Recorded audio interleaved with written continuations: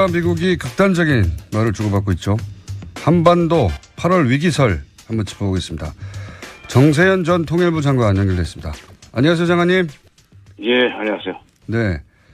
까칠하다는 말을 하지 말아달라고. 네. 저희 작가한테. 까칠한 사람 아니에요. 네. 부드러운 사람을 까칠하다고 하는데요. 네. 까칠한 말을 하지 말아달라고 하는 까칠한 장관님 연결됐습니다. 네. 자, 북한이 괌을 타격하겠다. 구체적으로 지명을 거론하면서. 네. 그런 말도 하고, 미국에서는 트럼프 대통령은 불바다는 아니었죠. 화염과 분노. 예, 네. 이런 발언도 하고 서로 아주 극단적인 말들을 주고받고 있습니다. 우선 북한이 왜 괌을 거론했을까? 그리고 실제 괌을 타격할 가능성이 있을까? 어떻게 보십니까? 북한을 오랫동안 상대하신 분으로서. 이건 말폭탄이라고 생각합니다. 왜냐하면 북한은 항상 그 사람들의 그 화법을 알고 얘기를 들어야 돼요. 이 사람들이 뭐라고 하냐면 미국의 선제 타격 기도가 드러나면 서울을 포함한 남측의 군사 지역을 불바다로 만들고 미군 기지가 있는 이 괌 이런 데를 이제 전면적으로 타격하겠다 그랬는데 미국이 자기를 치겠다는 얘기, 북한을 치겠다는 얘기를 이 사람 저 사람이 북적북적 많이 하지 않았습니까? 선제 타격, 예방 전쟁, 이런 등등이 어떤 점에서는 말로 끝나지 않고 그것이 실제로 행동을 옮겨줄 수 있다고 북한이 좀 걱정을 하지 않나는 생각이 들어요. 그러니까 그런 말을 자꾸 하다 보면은 실제로 그런 일이 벌어질 수 있다고 보고 미국이 그렇게 나온다면 우리 가만 안 있겠다. 그러면서 근데 괌 얘기를 했는데 남쪽 불바다는 그건 그냥 들어간 얘기고 괌이 이게 B1B라든가 B52 같은 전략 폭격기 핵무기를 싣고 다니는 그런 폭격기들 거기서 떠가지고 북한 상공 한 바퀴 돌아가는데 몇 시간 안 걸리는 그런 비행기들이 있는 폭격기들이 있는 기지 아닙니까? 네. 그거를 공격하겠다고 그랬는데 바로 그 자리를 때리겠다는 게 아니고 그 주변을 포위 사격하겠다고 그랬어요. 그렇죠. 한 30km 정도 떨어져서. 예. 그러니까 도망갈 구멍은 다 열어놓고 겁을 줍니다. 그러니까 나중에 북한의 말을 지금 해석하면 미국이 선제 타격을 실제로 하려고 한다면 우리는 괌이 아니라 괌 주변 한 30km 떨어진 데를 때리겠다. 이거죠. 근데 이제 30km를 때리지만 이게 공해상이 될 텐데. 그런데 비행기가 어디로 지나올 줄 압니까? 그러니까 비행기가 지나갈 수 있는 공중을 둘러막고 때릴 수 있다 하는 얘기인데 실제로 미국이 선제 타격할 그 가능성도 적고 또 북한이 괌을 친다고 하더라도 바다를 둘러싸고 몇 발이나 쏘겠습니까? 미사일을. 몇 발 쏘겠죠. 수발 쏘겠죠. 그러나 그것 때문에 서로 불이 붙어가지고 전쟁으로 번질 가능성은 저는 별로 없다고 봅니다. 북한식 대응이다 이렇게 보시는 거군요. 이때까지 항상. 네, 북한식 대응이죠. 그러니까 그 사람들은 의뢰 말만 꺼내면 1000배, 100배 갚아주겠다고 그러는데 1000배, 100배 그런 얘기 두고 쓰는 말들이 있죠. 몇 개. 그건 수십 년째 그렇게 하고 있긴 합니다만. 불바다 1000배, 100배 그다음에 또 무슨 선별적 타격 잘 쓰는 말들이 있어요. 근데 별로 놀랄 거 없어요. 거기까지는 제가 알겠는데 워낙 오랫동안 들어와서 이 미국발 한반도 위기설이거든요. 이게 말하자면. 그렇죠. 그런 얘기들도 하죠. 네, 트럼프 대통령이 직접 이제 아주 강한 발언들을 해 나가면서 미국발 위기설이라고 할 수도 있는데 미국에서 이 긴장을 더욱 높여가고 있는 이유는 뭘까요? 이런 발언으로 대통령이. 그러니까 이게 트럼프 대통령의 일종의 철학이 반영된 조치라고 봅니다. 뭐냐면 트럼프 대통령은 세게 겁을 주고 밀어붙이면은 북한 같은 나라는 결국 손 들고 나오지 않겠는가. 일종의 장사꾼이라고 사업가적 흥정이죠. 세게 불러가지고 상대방이 이제 겁을 먹고 꼬리를 내드렁맨들러 가는 그런 전략인 것 같은데 그러니까 그동안에 제도권에서 성장한 정치인들하고 좀 다른 것 같아요. 스타일이. 스타일이.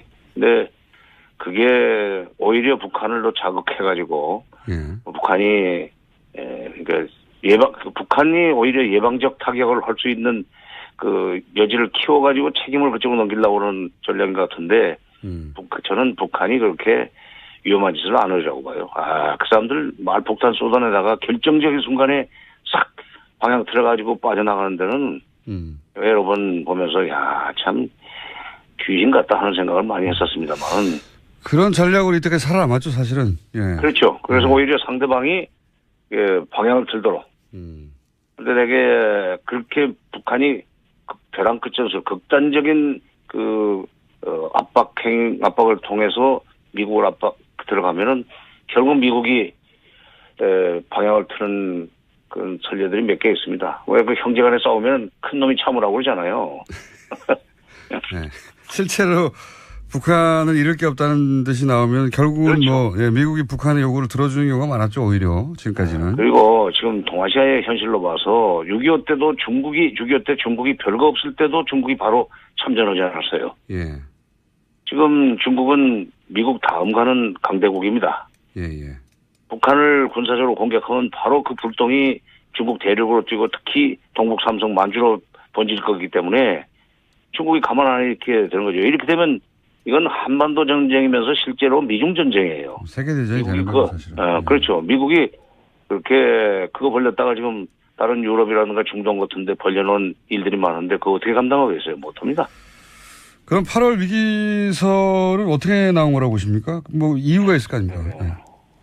이게 4월 위기설도 있었죠, 그때. 예. 4월 달에도 내가 다른 데서도 한번 얘기했는데 4월 달에는 그 금년도 예산이 지금 한참 심의 피크 기간일 거예요. 9월에는 결정이 돼야 됩니다. 미국 예산 심의. 예산이 10월부터, 미국은 1월부터 시작이 되지만 10월부터 예산 연도가 시작이 돼요. 네네. 9월 국회에서 이제 끝을 내야 되는데 8월이면은 이제 한참 밀고 당기는 기술 조정도 해야 되고 하는 그런 시기 아니에요? 네네. 기술적으로. 이때 이 주한미군 또는 극동지역 또는 태평양 사령부의 예산이 깎이지 않도록 하려면 이 한반도가 위험하니까 절대로 이 부분은 손대지 말라 하는 그런 어떤 메시지를 보내기 위해서 나는 출처가 미국 내 군산복 합체 내지는 군부라고 봅니다. 미 국방부 쪽에서 핵무기 60개 있다는 얘기도 나오고 거기에 대해서 미 전문가는 과장하지 말라고 자기들끼리 싸우기도 합니다, 지금. 60개설도 마찬가지예요. 아까 조금 전에 그러니까 이게 예산 편성과 관련해서 이거 국방 예산 깎으면 미국이 당한다 하는 그 겁을 줘야만 액수가 늘어나든지 유지가 될 거기 때문에 나온 일종의 페이크 뉴스인데 우리 국민들은 미제면 다 옳다고 생각하니까 이게 문제예요, 지금. 알겠습니다. 예. 동시에 이제 우리 언론이 크게 보도하지 않는 게 예를 들어서 캐나다 국적 임목사를 갑자기 석방한다든가 혹은 틸러슨 국무장관이 갑자기 트럼프 대통령의 이야기는 결국은 대화를 하자는 거다 이런 식으로 해석해 주지 않습니까? 예. 그러니까 이런 뉴스도 같이 봐야 되는 거 아니겠습니까, 사실은? 같이 봐야죠. 지금 캐나다 우리 교포 임목사를 병보석이라는 이유로 해서 사실상 돌려보낼 것 같은데 그거 지난번에 원비어 사건 때문에 이 사람들이 놀래가지고 자기네 지역에서 만약 그 사람이 숨을 거두면 이 정말 복잡해지거든요. 지금 상황에서는. 의료 기술도 좋고 여러 가지 형편이 괜찮은 가족의 품 그다음에 캐나다로 가서 병을 고치는 것이 낫겠다는 계산이겠지만 이거는 미국한테 보내는 메시지예요. 당신네들도 지금 이런 식으로 해결해야 될 문제들이 있지 않느냐. 그러니까 우리는 그런 식으로 당장에 좋은 자세로 다가오면은 얼마든지 대화할 용의가 있다. 그러니까 한쪽으로 선제 타격하면은 괌을 폭격하겠다, 괌 주변 바다를 폭격하겠다는 얘기를 하면서도 미국한테 빨리 우리 대화했으면 좋겠다는 소위 메시지라고 저는 생각합니다. 과거에도 보면 대화 직전에 가장 거친 말들이 오가 같습니다. 보통. 그렇죠. 더위가 절정에 이르다 보면 이제 가을로 넘어가듯이. 그러니까 거친 말들을 한참 주고받아도 전쟁 나나 싶으면 대화가 시작되는. 그렇죠. 그런 과거 사례가 많이 있었는데. 그런 루트를 다시 타지 않겠나 하는 짐작도 들고 이건 어떻습니까? 뭐요? 까칠하신 장관님 갑자기 튀어나오시는 뭐요? 장관님 저기 아니 돌발 질문을 많이 하시니까 좀 겁나지. 안보리 제재 있지 않습니까? 예. 안보리 제재. 예. 거기서 뭐 석유는 빠졌다. 뭐 그렇지만 가장 강한 제재다. 뭐 이런 식의 얘기 많이 나오는데 안보리 제재로 북한이 미국이 원하는 대로 갈까요? 안보리 제재 효과 있겠습니까? 우선 석유 송출 금지가 빠졌다는 것이 뭐 북한한테는 별로 타격이 안 된다고 저는 봅니다. 대중무역의 3분의 1을 삭감시켰기 때문에 무역으로 거둘 수 있는 액수 10억 불을 못 벌게 했기 때문에 손 들고 나올 거라는 것은 착각이고 10억 불이면요. 1조 달러인데 그렇죠? 1조 달러인데 그게 사드 한 대 값보다 싼 겁니다. 1조 2천억 달러가 그렇잖아요. 그렇군요. 예. 근데 북한 무역이 규모가 아무리 작더라도 3분의 1 타격을 입는다고 그래서 미국이 시키는 대로 손두고 나올 가능성은 없고 안보리 제재가 지금 8번째입니다. 예. 근데 7번째 안보리 제재를 결의하면서 또 역대급이라고 맨날 그랬어요. 가장 강력한. 항상. 가장 강력한. 예. 이게 신문 광고 같은데, 어디 보면은 무슨 역세권 2분거리, 3분거리 하는 식으로 맨날 근데, 7번의 유엔 제재를 당하고도 작년에 북한 경제가 3.9%나 성장했다면 북한 경제는 아무런 영향을 안 주는 게 유엔 제재라는 거 아니에요? 지금 그다음 미국이 대북 제재를, 유엔 제재를 주도할 때 경제적인 타격을 주면은 결국은 숨이 막혀가지고 손들고 나올 거다 하는 전제에서 그렇게 된 건데 작년 경제가 3.9%면 우리 경제 성장률보다 높은 거예요. 물론 규모가 작은 데서 3.9%하고 우리 같이 1조 5천억 달러 된 그런 GDP를 가지고 있는 나라에서 3%, 2%, 2.5%는 다르지만 약간 이 유엔 제재가 앞으로 북한의 태도 변화를 유도하는 데는 큰 역할을 못하리라고 봅니다. 결국은 협상으로 넘어가야 되지 않겠는가. 미국도 곧 그걸 알게 될 거고 특히 우리가 이런 식으로 가지고 안 된다는 걸 알면서 왜 자꾸 이렇게 압박으로만 가느냐 하는 얘기를 우리가 해줘야 돼요. 그 얘기 미국한테 할 나라는 우리밖에 없습니다. 중국이 하겠어요? 우리가 해야지. 미국이 하겠어요? 아니 북한이 하겠어요? 결국은 일본은 30초밖에 안 남았긴 했는데 그러니까 결국은 이거는 역시 다시 한번 대화로 풀릴 수밖에 없다. 오히려 대화가 가까워졌다는 신호일 수도 있겠습니다. 이 정도로 극단적으로 하는 것은. 밤이 깊으면 새벽에 온다는 말도 있잖아요. 이럴수록 대화가 가까워진다고 생각하고 우리 정부에서는 대비를 해야 된다고 나는 봐요. 그리고 조금 전에 말씀드렸듯이 여러 가지 채널을 통해서 그야말로 진정성 있게 미국한테 이렇게 해봐야 알겠습니다. 결국 그러니까 나중에 북한의 말을 지금 해석하면 미국이 선제 타격을 실제로 하려고 한다면 우리는 괌이 아니라 괌 주변 한 30km 떨어진 데를 때리겠다. 이거죠. 근데 이제 30km를 때리지만 이게 공해상이 될 텐데. 그런데 비행기가 어디로 지나올 줄 압니까? 그러니까 비행기가 지나갈 수 있는 공중을 둘러막고 때릴 수 있다 하는 얘기인데 실제로 미국이 선제 타격할 가능성도 적고 또 북한이 괌을 친다고 하더라도 바다를 둘러싸고 몇 발이나 쏘겠습니까? 미사일을. 몇 발 쏘겠죠. 수발 쏘겠죠. 그러나 그것 때문에 서로 불이 붙어가지고 전쟁으로 번질 가능성은 저는 별로 없다고 봅니다. 북한식 대응이다 이렇게 보시는 거군요. 이때까지 항상. 네, 북한식 대응이죠. 그러니까. 북한과 미국이 극단적인 말을 주고받고 있죠. 한반도 8월 위기설 한번 짚어보겠습니다. 정세현 전 통일부 장관 연결됐습니다. 안녕하세요, 장관님. 예, 안녕하세요. 네. 까칠하다는 말을 하지 말아달라고. 네. 저희 작가한테. 까칠한 사람 아니에요. 네. 부드러운 사람을 까칠하다고 하는데요. 네. 까칠한 말을 하지 말아달라고 하는 까칠한 장관님 연결됐습니다. 네. 자, 북한이 괌을 타격하겠다. 구체적으로 지명을 거론하면서. 그런 말도 하고, 미국에서는 트럼프 대통령은 불바다는 아니었죠. 화염과 분노. 이런 발언도 하고 서로 아주 극단적인 말들을 주고받고 있습니다. 우선 북한이 왜 괌을 거론했을까? 그리고 실제 괌을 타격할 가능성이 있을까? 어떻게 보십니까? 북한을 오랫동안 상대하신 분으로서.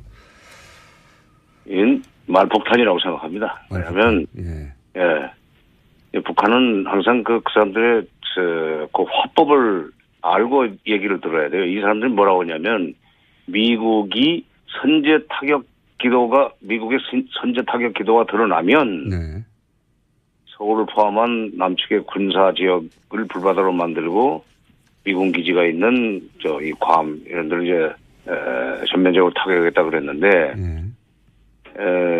미국이 자기를 치겠다는 얘기, 북한을 치겠다는 얘기를 이 사람 저 사람이 북적 많이 하지 않았습니까? 뭐 선제 타격, 뭐 예방 전쟁, 뭐 이런 등등이 어떤 점에서는 말로 끝나지 않고 그것이 실제 그 사람들은 의뢰 말만 꺼내면 뭐 1000배, 100배 갚아주겠다고 그러는데 1000배, 100배 그런 얘기 두고 쓰는 말들이 있죠, 몇 개.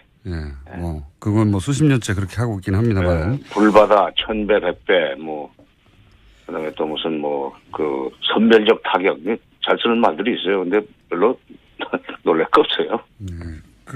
거기까지는 제가 알겠는데 워낙 오랫동안 들어와서 이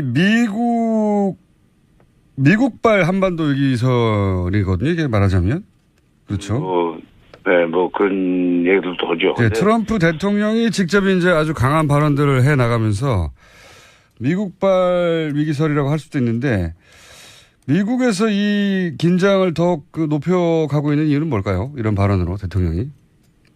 그러니까 이게 트럼프 대통령의 일종의 철학이 반영된 로 행동을 옮겨줄 수 있다고 북한이 좀 걱정을 하지 않나는 생각이 들어요. 그러니까 그런 말을 자꾸 하다 보면은 실제로 그런 일이 벌어질 수 있다고 보고 미국이 그렇게 나온다면 우리 가만 안 있겠다. 그러면서 근데 괌 얘기를 했는데 남쪽 불바다는 그건 그냥 들어간 얘기고 괌이 이게 그 B1B라든가 B52 같은 전략 폭격기 핵무기를 싣고 다니는 그런 폭격기들 거기서 떠가지고 북한 상공 한 바퀴 돌아가는데 몇 시간 안 걸리는 그런 비행기들이 있는 폭격기들이 있는 기지 아닙니까? 그거를 공격하겠다고 그랬는데 바로 그 자리를 때리겠다는 게 아니고 그 주변을 포위 사격하겠다고 했어요. 그렇죠. 한 30km 정도 떨어져서. 그러니까 도망갈 구멍은 다 열어놓고 겁을 줍니다.